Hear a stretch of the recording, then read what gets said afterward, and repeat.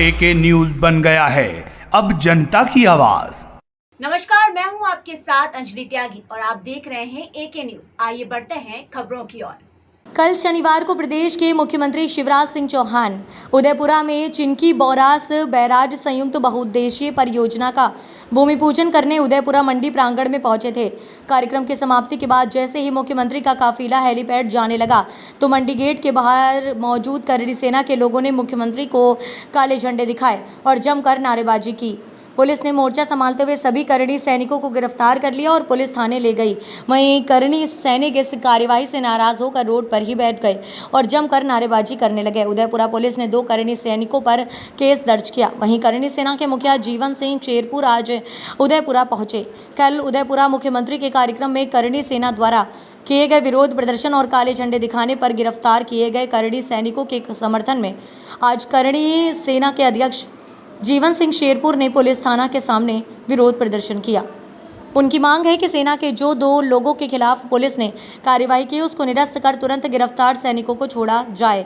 उन मांगों को तुरंत स्वीकार किया जाए। यदि सेना की इन मांगों पर कोई कार्रवाई नहीं होती है तो मुख्यमंत्री शिवराज सिंह चौहान के साथ साथ प्रधानमंत्री मोदी जी का भी चुनाव में विरोध किया जाएगा।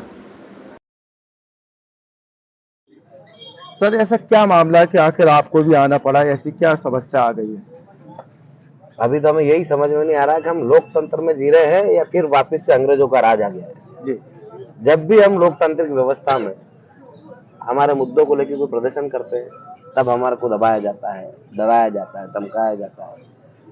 हमने एक 8 जनवरी में आंदोलन किया था जिसका जन आंदोलन नाम दिया था। सारे समाज, सारे वर्ग के लोग उपस्थित हुए थे और हमारी 18 सूत्री मांगों को भारतीय जनता पार्टी के मुख्यमंत्री और उनके मंत्रियों ने मानी थी और कहा था कि 2 महीने में पूरा करेंगे।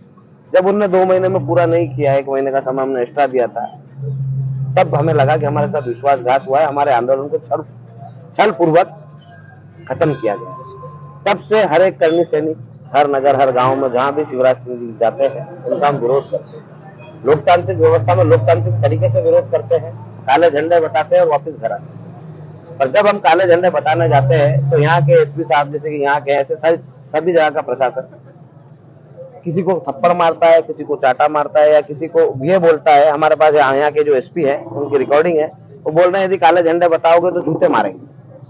तो हम भी ये देखना चाहते हैं कि मोदी जी के राज में और शिवराज मामा के राज में लोकतांत्रिक व्यवस्था खत्म हो रही है या चालू है।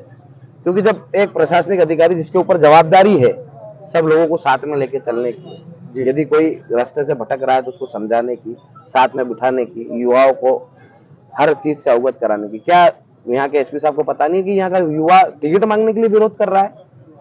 ये राजनीतिक लोग नहीं है, इनके सबके साथ छल हुआ है, इसलिए काले झंडे बता के विरोध कर रहे हैं। ये कि कांग्रेस के लोग नहीं, ये भारतीय जनता पार्टी के भी नहीं, ये अपने हक अधिकारों के लिए लड़ रहे हैं और अपने हक अधिकारों के लिए क्या इस लोकतंत्र में विरोध प्रदर्शन करना जायज नहीं है? हम आपके माध्यम से पूरे देश की जनता से पूछना चाहते हैं, यदि हमारे साथ छल हुआ है तो हम किसके पास जाएंगे? क्या हम हमारा विरोध प्रदर्शन दर्ज नहीं करवाएंगे? और हम क्या कर रहे हैं? क्या हम उपद्रव कर रहे हैं?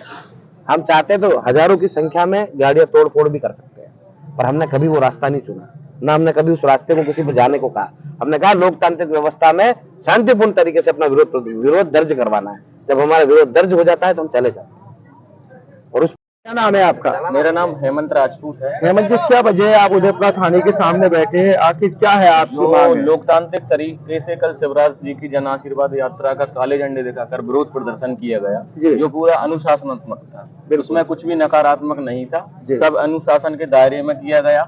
उसके बाद भी हमारे करणी सैनिकों को जबरदस्ती अंदर डाला गया और कुछ करणी सैनिकों पे FIR भी दर्ज की गई और उन लोगों के साथ अभद्रता के साथ व्यवहार किया गया। इसी वजह से हम लोग यहाँ पर एकत्रित हुए हैं और हमारे बीच करणी सेना परिवार के मुखिया ठाकुर जीवन सिंह जी शेरपुर भी उपस्थित हैं। और आज इस लोकतांत्रिक देश में यदि हम हमारी मांगों को यदि किसी के सामने नहीं रख सकते तो मतलब हम कुछ गलत भी नहीं कर रहे हैं। जो हमारे साथ गलत हुआ, हमारे साथ 10 से 12 लाख लोग उपस्थित थे जम्बूरी मैदान भोपाल में, सभी की भावनाओं से खेला गया और विश्वासघात किया गया, जबकि हमने 2 महीने के बाद 1 महीने का समय और ज्यादा दिया, लेकिन किसी भी मांग को लागू नहीं किया गया, जिसमें गौ माता के लिए भी सभी मांगे रखी गई थी। आज आप गौ माता की दुर्दशा देख रहे हैं कि यदि उदयपुरा से आप बरेली जाएंगे, उसी बीच में आपको 10 से 15 गौ माताएं पड़ी हुई मिल जाएंगी, उनके लिए कोई व्यवस्था नहीं है।